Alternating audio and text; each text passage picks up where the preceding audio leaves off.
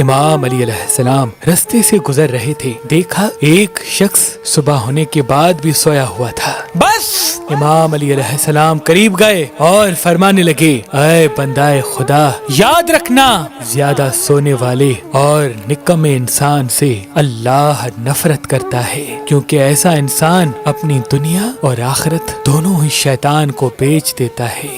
میں نے اللہ کے رسول سے سنا، اللہ نے کسی انسان کا مقدر خراب نہیں کیا، یہ انسان کی سستی اور غلط فیصلوں کا نتیجہ ہے کہ انسان اپنی منزل تک نہیں پہنچتے۔ تو وہ کہنے لگا، یا علی، میں ایسا کیا کروں کہ اپنی منزل تک پہنچ جاؤں اور دیر تک سونے کی عادت ختم ہو جائے؟ امام علی علیہ السلام نے فرمایا، تم رات کو سوتے وقت سورہ نصر کو 21 مرتبہ پڑھو اور اللہ سے دعا کرو کہ اے اللہ، سستی اور دیر سے سونے کی عادت کو میرے وجود سے نکال دے۔ اللہ کے کرم سے تم اس عادت سے نجات پا کر کامیابی و فراوانی تک پہنچ جاؤ گے، کامیابی و فراوانی تک پہنچ جاؤ گے، کامیابی و فراوانی تک پہنچ جاؤ گے۔